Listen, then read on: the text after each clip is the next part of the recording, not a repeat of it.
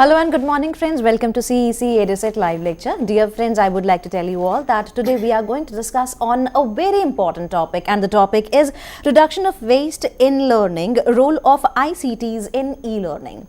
Dear friends, I would like to tell you that for this topic, again with us, we have in our studios Dr. Umesh Arya. Dr. Arya is Associate Professor and Chairman in Advertising Management and Public Relations Department in Guru Jambeshwar University of Science and Technology. As well as he has authored a book titled Newspaper Vocabulary. He has contributed to 24 research publications, as well as I would like to tell you all that he has done his research in, his PhD in ICTs. He is a Google certified power searcher, as well as he himself has done almost 36 online courses, as well as generated 2 online courses. So I hope that under his able guidance today, we are going to get deep insight into the topic, that is role of ICTs in e-learning specifically. So first of all, I would like to welcome our guest, Dr. Arya. Dr. Arya, welcome to the EduSet lecture. Thank you. And as the topic itself suggests, when we talk about e-learning specifically, lots of thoughts come to our mind, because some of our students who are aware of e-learning, but some of the students who are not aware of e-learning, I hope that with the help of this lecture, they would be aware very soon. Yeah, thanks Gitika. Yeah, hello friends. Today's topic of the lecture is very relevant one as far as the education is concerned in 21st century. Friends, as we are all aware that we are living in the information age, and this information age requires certain very new kind of specialized skills which are required to survive, and education is not an exception to that. You must be aware that scholars long ago, around in 1950s, they predicted that in this new information age, we would be dealing with new kind of issues, new kind of educational methodologies, and the information overload would be there, and education will also undergo a sea change. You must have remembered in the previous lecture on information overload, we discussed that we are getting information from wider resources daily, from Facebook, WhatsApp, SMS, lot of websites, 24-hour news channels, and so on and so forth. So this information overload is creating a lot of waste in our lives. So how this waste is impacting our education, and how the waste is daily generated in our learning activities. So this topic is very relevant. And to start with, reduction of waste in learning, that is role of information and communication technologies in e-learning. E-learning we mean electronic learning. So let's discuss all of these concepts one by one. Waste is what?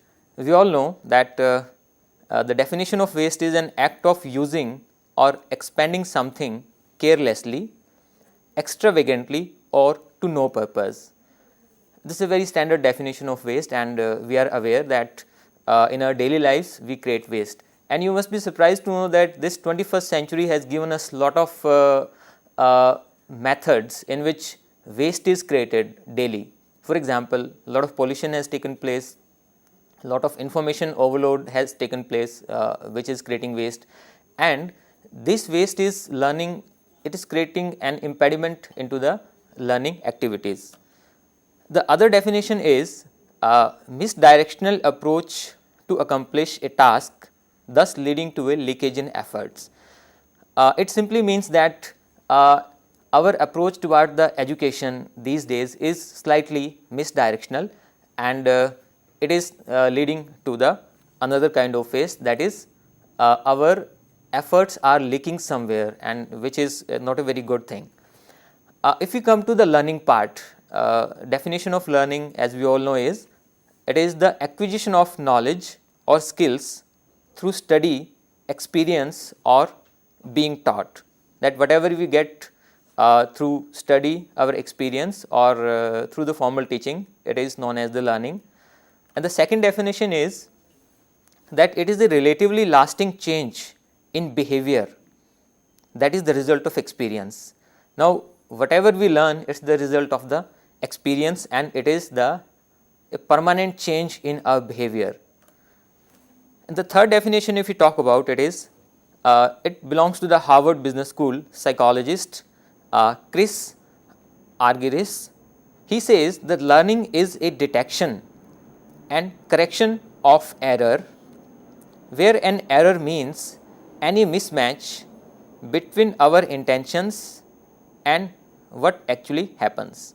So, in a nutshell, if we take a healthy combination of all these three definitions, it comes out to be like this, that we want to learn something, but there is a huge gap between our learning objectives and the methods of learning and the content. So, this whole scenario is creating a lot of waste in e-learning and we need to reduce this. If we come to the definition part of the information and communication technologies, that is ICTs, then the basic definition of the ICTs is as given by Hicks, that ICTs mean electronics means of capturing, processing, storing and communicating information, usually in the digital form. So, if we take a broad view of this definition, then ICTs, you will find that our life these days in the 21st century is surrounded by the ICT applications. Virtually everything, right from your mobile phone to the high end computer, including your tablet, including your smartphone and other gadgets, they are part of the ICTs, that is information and communication technologies, and how they are related to the education and what kind of waste in learning we can reduce from ICTs, that we will discuss in the next part of our deliberation. And very interestingly, Hicks says that ICTs can not only process information, but they can convey that information precisely in the customized format. Now, you must have seen that computers earlier they were designed to calculate, but these days it is the computers are they are no longer used in calculations, but most of the computers are used in the communication form. Like we know that internet is a network of networks, so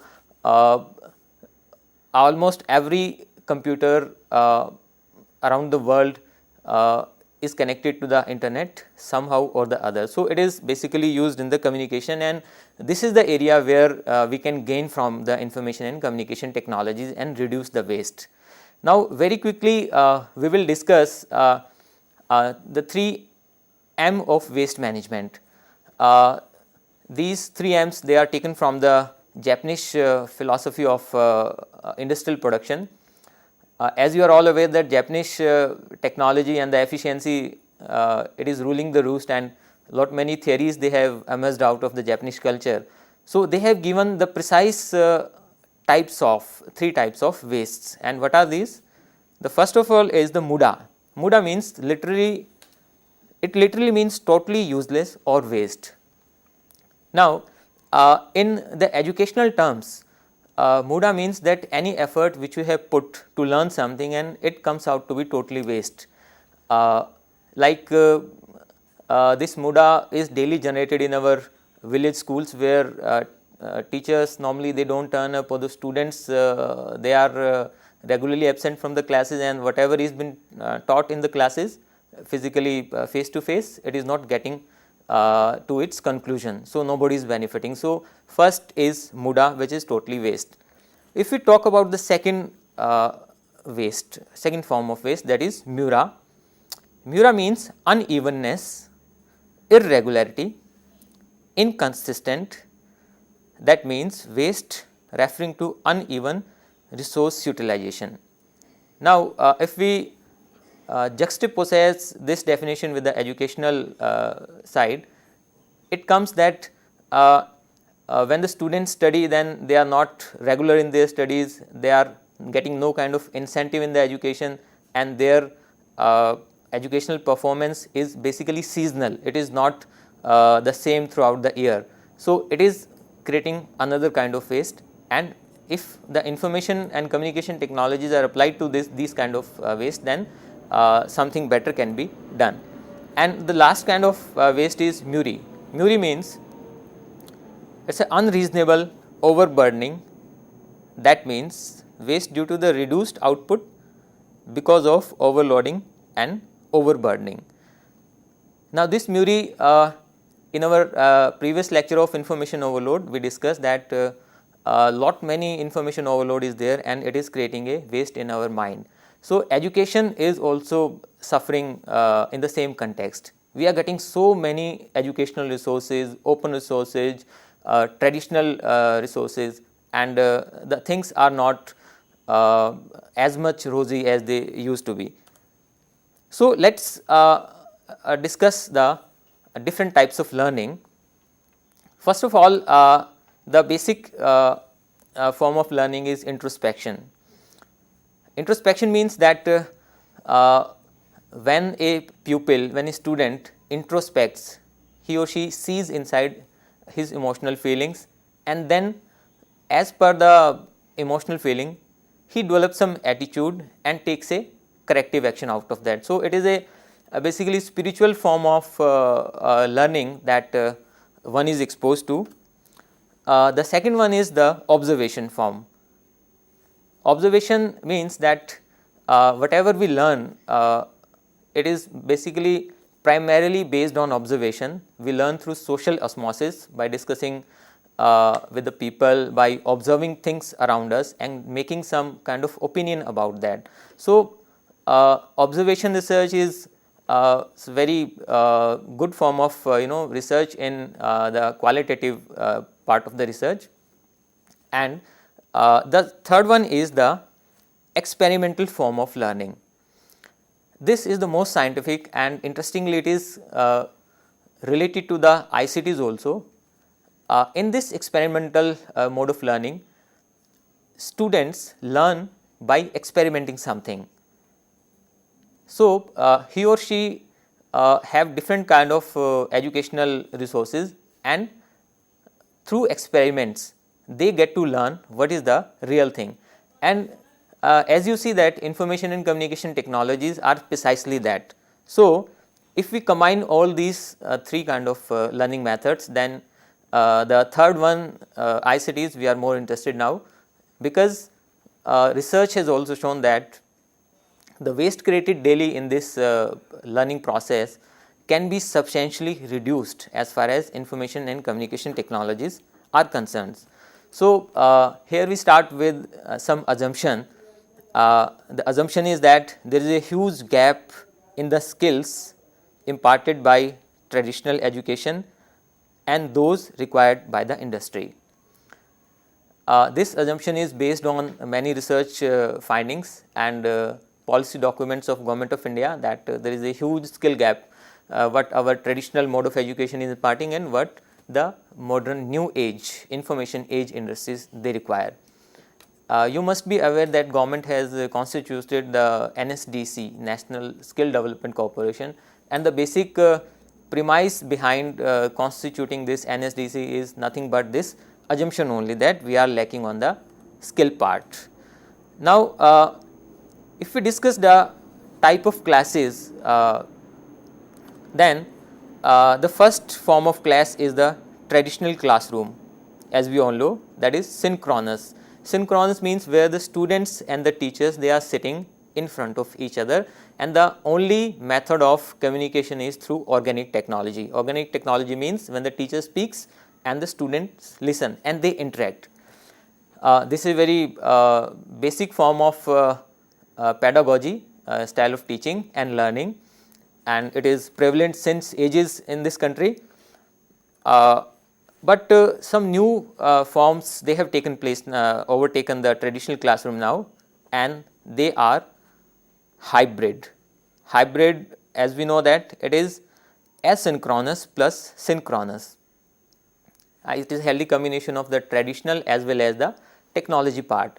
So, In asynchronous, teacher is not sitting before the students, rather he or she has created a video, a online lecture and presented to the students, and rest part of the lecture students are sitting in the class also. So it is just like a healthy combination of the traditional and the ICTs. The next one is the flipped classes. Flipped classes is also totally synchronous with some element of asynchronity. Now, what the other flip classrooms?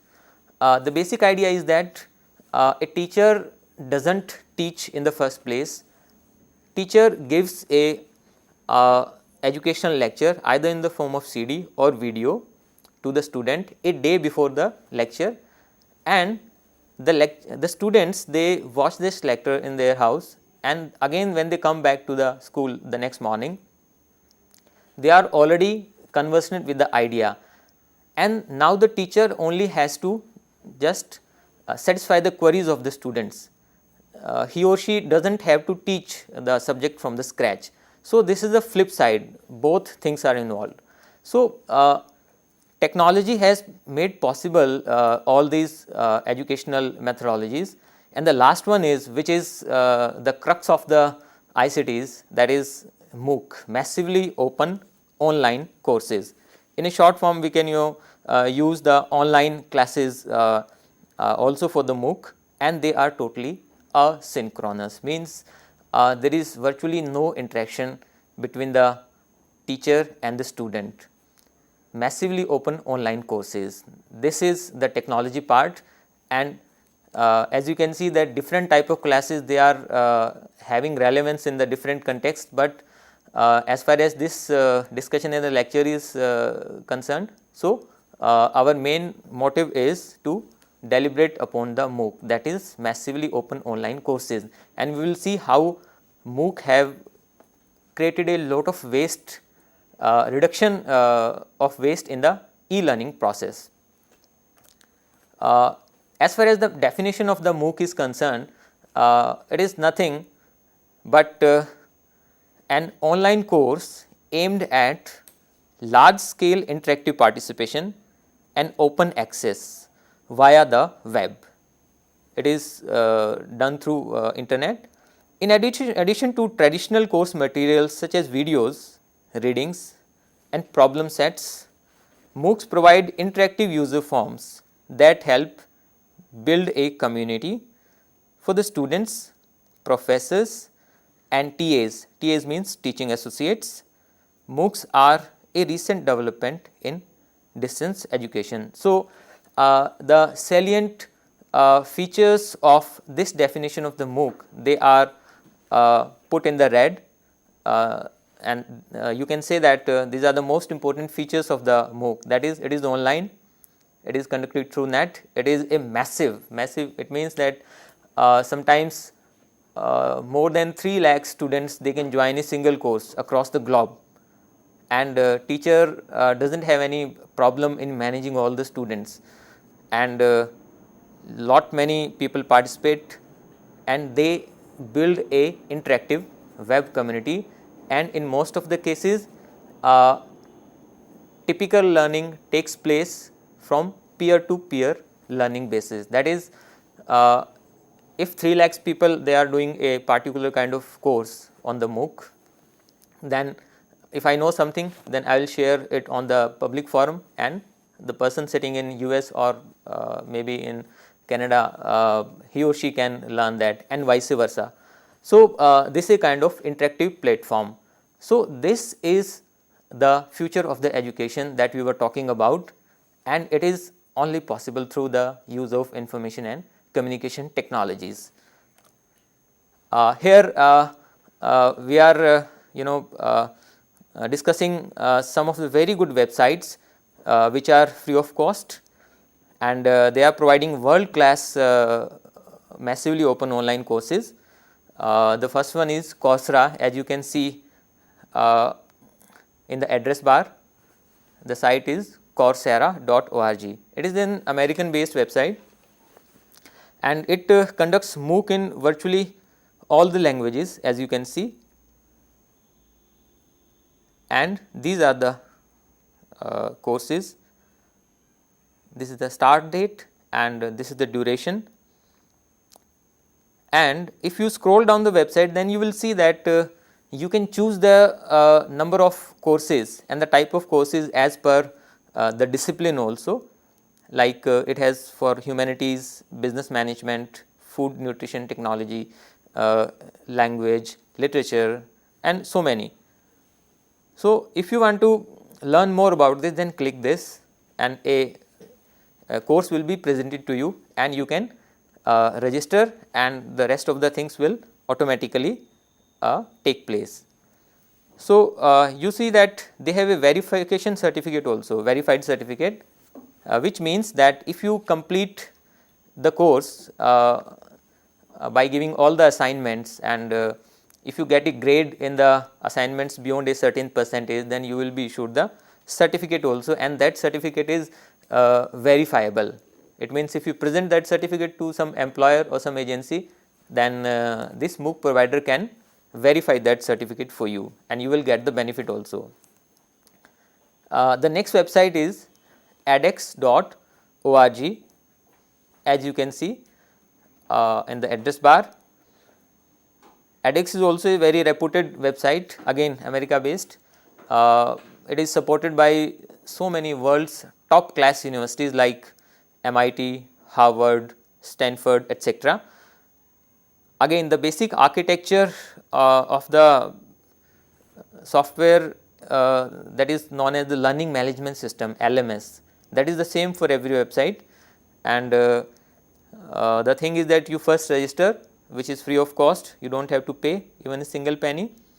Then you click on the particular course which is as per your desire, and then you again sign up for that and you start taking the classes, and classes are basically in the video form with some literature kind of links given, and the literature is mostly it is free of cost, it is not paid in many cases.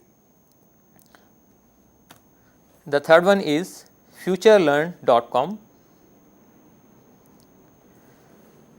FutureLearn is also behaving on the in the same fashion. It is also having the same platform, except that number of courses are slightly different, and it is slightly more user friendly than the Coursera and edX. You can register and then sign in, the browse courses, and you will find the courses here, and it will show that it has just started, and you just click on that. Even in few of the websites you can start the course after starting also, that when it has started and then you can again sign up, but in this case you will not get the certificate because you have already been late for the class. And this is nptel.ac.in. NPTEL is the Government of India's venture, like as you can see, it is a joint venture of the IITs and Indian Institute of Science. The recent news is that NPTEL lectures, they have been given prominence in the university and colleges lectures, and government has asked the UGC to use these lectures in the universities and colleges. As you can see that there is a ticker in the side that new courses are there. You can log on these courses, you can download some material, you can have the DVDs, and you can have the material in the hard disk. And NPTEL has also started the certification part of these courses. As you all know that certificates are very important part of education as far as Indian education scenario is concerned. So, they have taken care of this aspect also. Similarly, openculture.com is also there. In Open Culture you will get so many different courses, plus the positive point with this website is that it collects the information about all the open online courses happening free all over the internet, and it displays the same on its website here. Like if you click this link, then it is showing around 1100 free online courses. If you click this, then it will show the different courses which are being offered by different websites and the MOOC providers. So, if we learn this way, then you see our major part of the waste in learning is eliminated. That is, the very first problem of the students of this country is that they do not get the quality stuff. They do not know what is the place of getting the quality stuff. So, their first step is reduced, and after that they have to just sit and take a particular course, and if they complete that course with the required eligibility, they will get the certificate. So, the waste part is substantially reduced. The another very good website is udacity.com.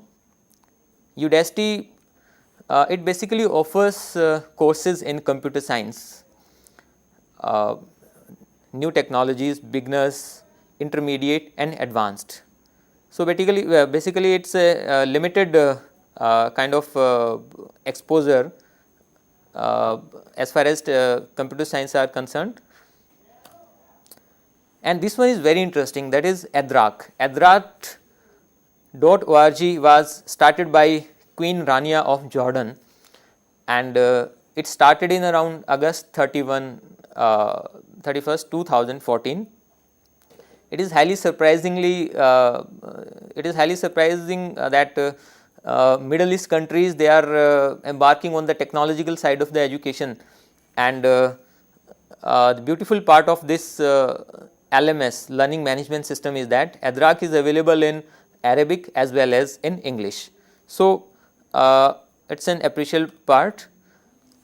So, if we conduct a word cloud analysis, word cloud means that if you collect the text of all the MOOC service providers, and if you analyze that text through the help of the software, then you will find these many prominent words in the text.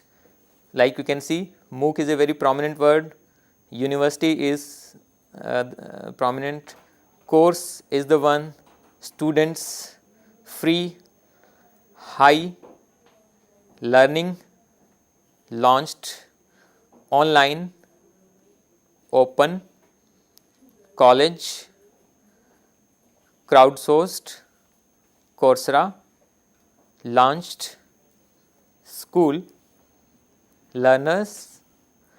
So, you can see that all of these keywords which are highlighted and which are prominent, they are very positive keywords, and these words, they immediately relate to the information and communication technology like openness, students, crowdsourcing, free, launched, MOOC. They are the part of the standard vocabulary of the information and communication technology education. So, let us come to the popularity part of the MOOC. MOOC, as we all know, that is massively open online courses. Why the MOOC is so popular? If you see, the New York Times dubbed 2012, that is right now it is 2015. So, we are talking 3 years back. In 2012, they declared that the year of MOOC, and it has since become one of the hottest topic in education. So, New York Times is a very respected publication, and if it is declaring a particular year as the year of MOOC, it means it carries some meaning. Again, Time magazine said that the free MOOCs open the door to the Ivy League for the masses. Ivy League simply means that world's top class universities, which are normally beyond the range of a common students. So, Time magazine also credits MOOC with that now the masses can get the door opened of these Ivy League universities. IIT Kharagpur with BITS Pilani is soon launching its own MOOC. So, this is an Indian context. Our HRD minister dubbed MOOC as next wave in education. It's interesting that this MOOC is now reflecting upon the polity also. So much so that the bill was presented in the Californian Senate to give college credit to the MOOC. As we all know that doing online courses to upgrade our skills, it's another thing, but getting the credit for the same on a paper is the totally different task.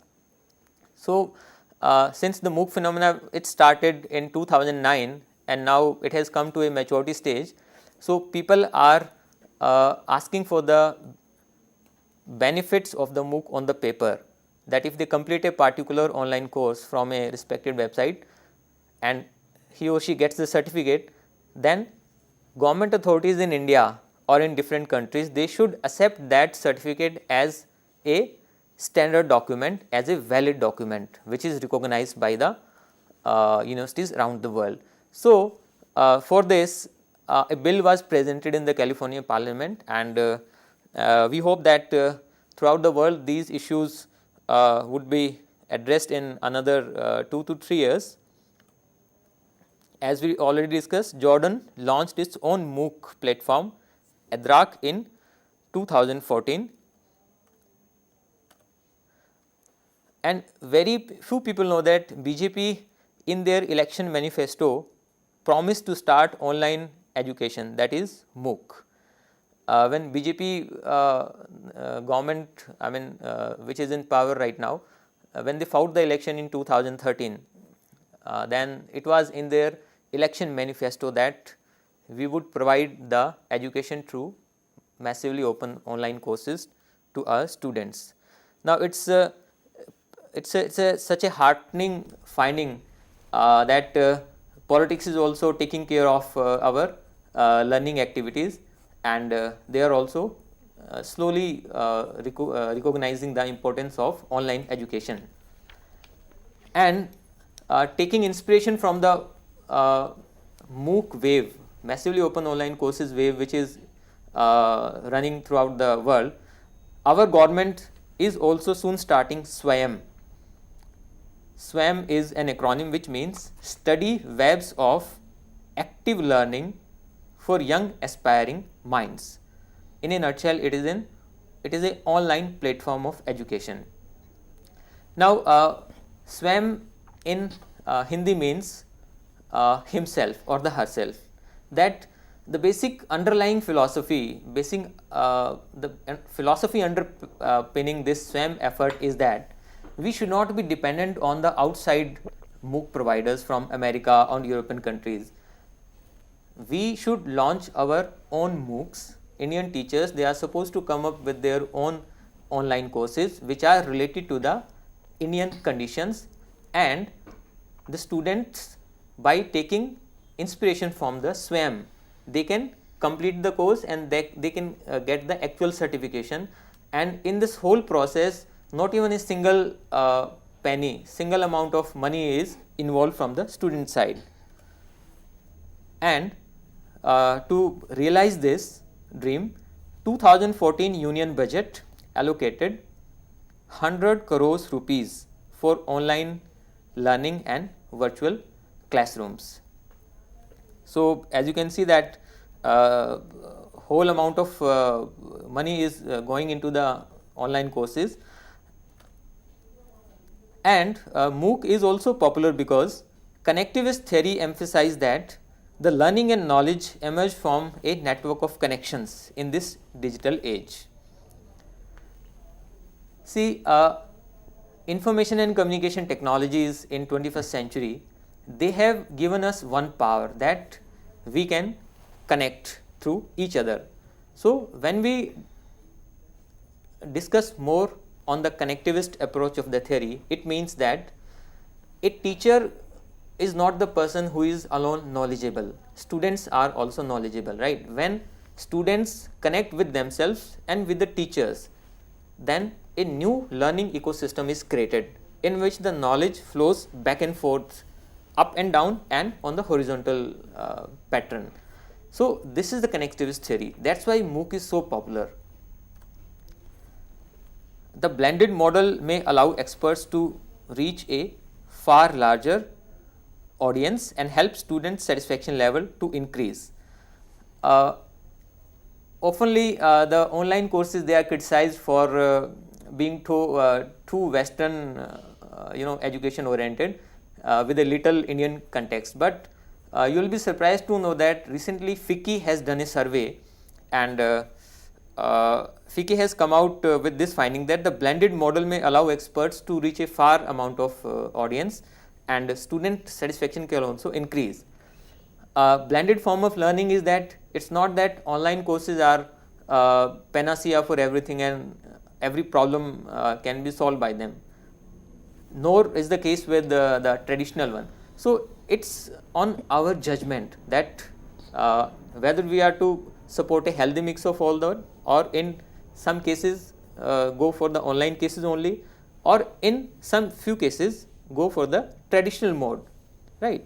So this is our own judgment, and large population out of the formal sector needs to be skilled. That's why MOOC is also popular, because large population of the formal sector, as you know that skills, they are required to be updated on every now and then. Formal sector doesn't have the time to get the skills updated by getting involved in the workshops and attending to some particular classes. For them, MOOC can be a very good alternative. And employability is a huge concern. It's not just for the first time graduates, but also on the continuing basis. It's often said that 80% of the Indian graduates, they are not employable.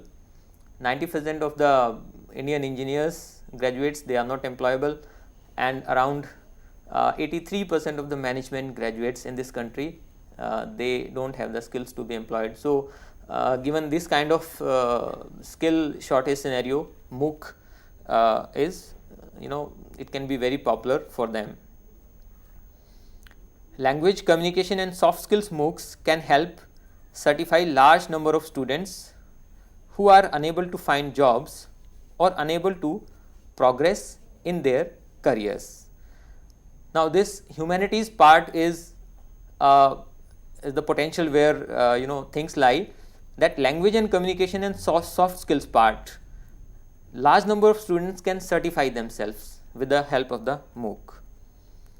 And teacher education, MOOCs can help teachers meet their professional development needs, both pre-service and in-service.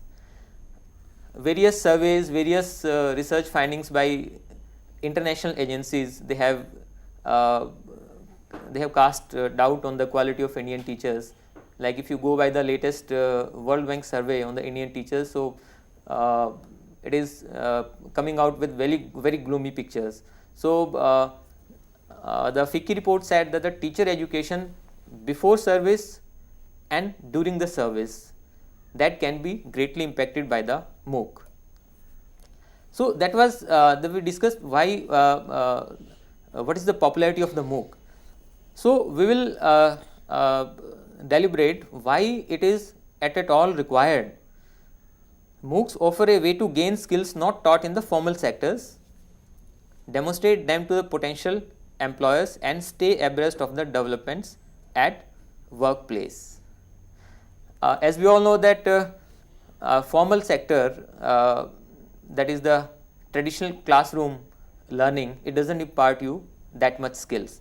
So given the kind of scenario that we have created industry specific MOOCs, massively open online courses, and our employers, they are employers of the students, if they take that MOOC successfully and then they can demonstrate this skill to the prospective employer, so that they can contribute a lot in the national development. Another factor is that rising educational costs and declining grants. that is also a very good, very great area of concern where we need the MOOC, because declining grants, they are not the part of India only. All the institutions of higher education across the globe, they are undergoing this kind of problem. And some analysts, research scholars, they also argue that this massively open online courses, they are they have been designed by the Western societies, because they know that henceforth educational funding is going to decline, and then we need to find some way out to reach to our students. So anyhow, whatever the reason behind the discovery of the MOOC, let us discuss ways to benefit from it.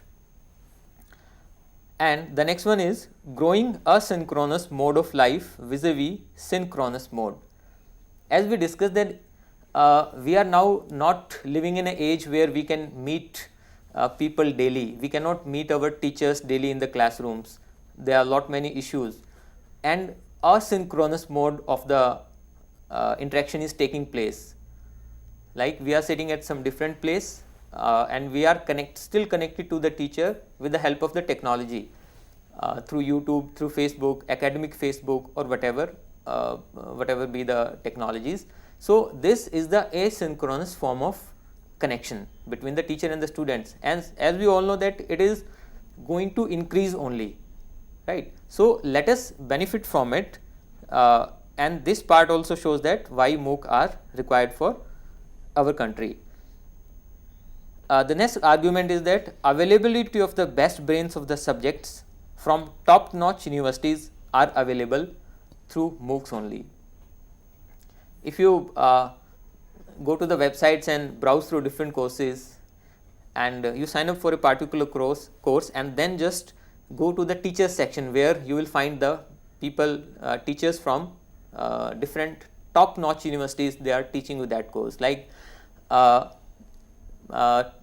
brains from corpus linguistics, top brains from computer science, and top brains from physics. They are teaching you a particular online course, and that is totally free. You may not get to even see these people physically in your real life, but they are teaching you, and they are available during the course, and they reply your actual mails and the questions.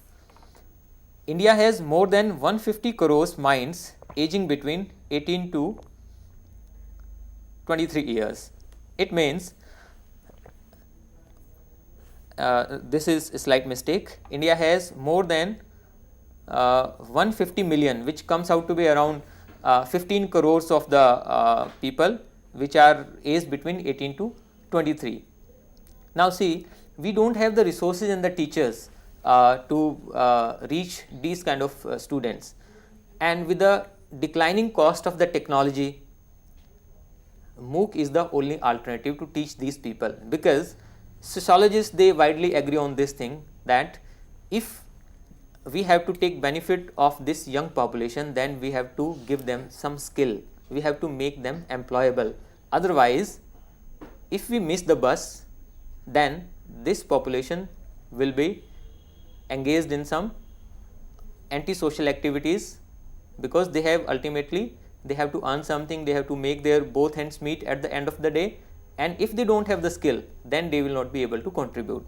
So this is also a very good argument that we need a MOOC for this. The best part is that MOOC is totally free of cost. Yeah, you don't have to pay a single penny for massively open online courses. You see, whenever you take any admission in an institution, then you have to fill up the fees, which is at least 15 to 20,000 rupees per year. But for the massively open online courses, you don't have to pay a single penny. You can sign up for as many courses as you want. And the best part is that lectures are available even in archives also. Suppose you get signed up for a course, you are not able to complete it, but after 2-3 months, when the course is over, then you can again do that course in order to raise your skills. And MOOC is awarding certificates of completion to the students, because as discussed earlier, in India we need a certification on the paper and the MOOC is going to provide you that. Large number of graduates from Indian colleges and universities lack skills for employability. Now this skills framework is coming again and again, that India is a skill shortage country, and it is the result of so many findings of so many research, policy documents, reports, etc. from the government, that we are lacking on the skill part. This skill shortage can be widely addressed through the MOOC.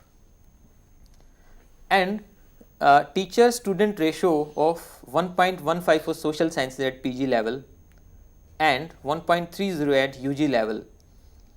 This is the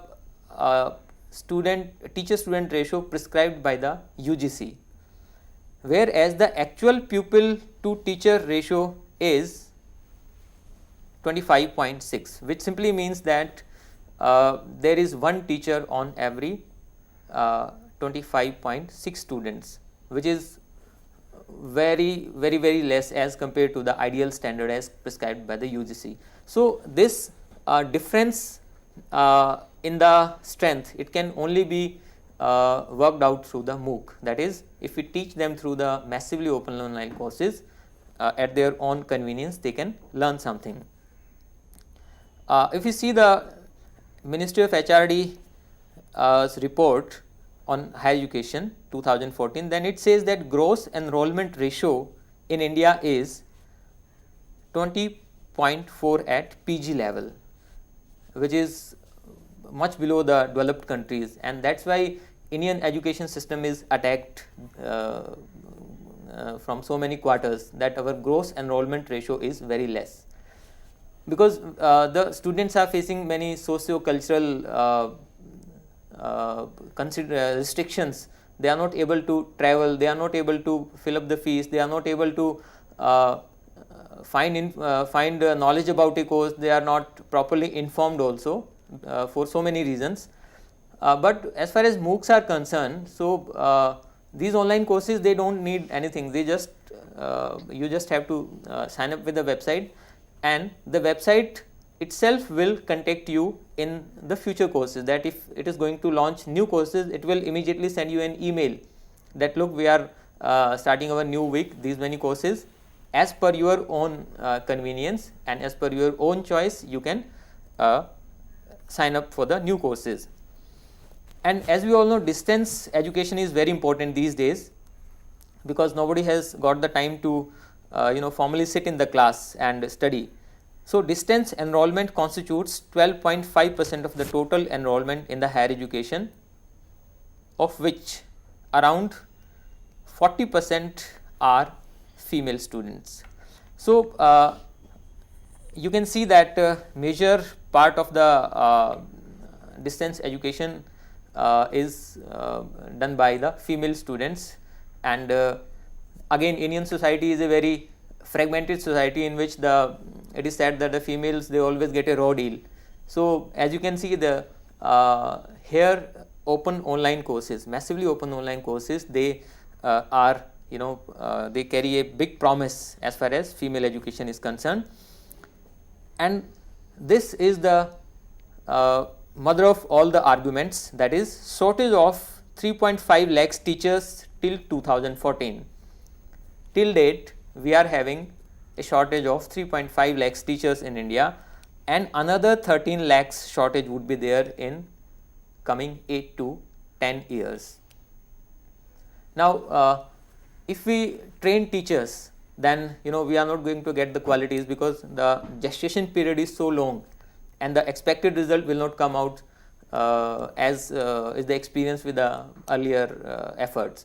So a MOOC can immediately supplement this problem, that you don't need the teachers for that, you need teacher for developing that MOOC only, and after that it is free and n number of students can take till the skill is valid. Now education is free to innovate and collaborate in the real time, because see, innovation and collaboration, these are the two keywords which are attached to the new age of education, and These two keywords, they are happily missing in the other traditional form of classrooms. And innovation and collaboration is the need of the hour, because without that the new learning cannot take place. So massively open online courses, they are potential as far as this is concerned. Quality content through online lectures, discussions, downloads and assessment quizzes is provided. As you can see, whole gamut of the information, whole gamut of the characteristics related to the online education, they are being provided through online courses. This form of interactivity and getting students engaged is may not be possible in the other traditional form of learning. And there is a very less time in educational skill conception and delivery. Like in the traditional classrooms, we design courses and then we have to cross so many hurdles, academic hurdles, to formally teach those courses to the students.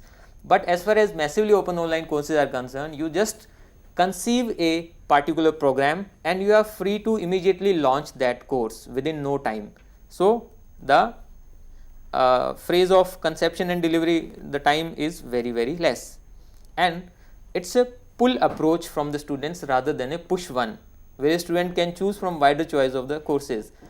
In today's scenario, most of the educational endeavors, they are forced on the students, that is a push technology. But massively open online courses, they are the pull technology. Student pulls the required number of skills in the form of courses from the website. And there is a very thin boundary between teachers and learner. A learner can also become teacher and a vice versa. So it creates a healthy ecosystem, and it has diminished the difference between content producer and content consumer. We are not the consumer of the information anymore, we are the content provider also. So when everybody comes on an equal footing, teacher and the students, they are on equal footing, everybody is the creator, everybody is the consumer. So in new energy flows in the system, and it is said that teacher is not a sage on the stage, teacher is a friend, teacher is a guide. Earlier education doesn't equate teacher with the students, but this massively open online course concept, it precisely does the same thing. With this note, thank you so very much, sir. As we could predict from the lecture itself, that although the lecture has too much to give us, now the question arises when we talk about especially the online courses, and when we talk about the rural education also. But before replacing all these two terms together, I would place another term that we used to use sometimes, that is of a digital divide. Could you believe so that with the help of these online courses, we could reach the rural students, could be cater to the needs of the rural education? Yeah, exactly. You see, digital divide is there, it is going to stay, because India is a huge country, and these piecemeal efforts, these small efforts of the government, they are actually in the direction of bridging this digital divide. Like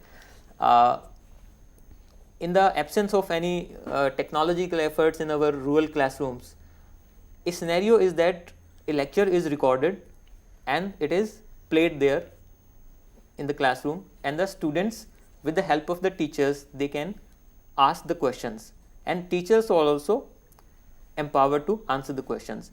So all these MOOC phenomena, massively open line courses phenomena, it is basically directed towards bridging the digital divide and other forms of divide which are already in the rural society, like the difference between the male and females, difference between majority and the minority students, economically backward students and the economically sound people. So these technological efforts, they are behavior neutral. Unlike human beings, they treat every person in a different manner depending upon the social and cultural orientation of the student, right? So these technologies, they are behavior neutral, they will teach the same thing to you, to me, and every rural folk, right? So digital divide is going to decrease by using these kind of efforts rather than it is going to increase. Now also the question arises when we're talking about specifically for the e-learning, what should be the action plan for the students? What is that line through which the students should move forward while going for the online or this e-learning content? Yeah. As far as action plan of a student is concerned, so there are thousands of online courses and some of them are parallel courses also, like Coursera is launching a course on the soft skills, and simultaneously Stanford Online is also launching similar programs.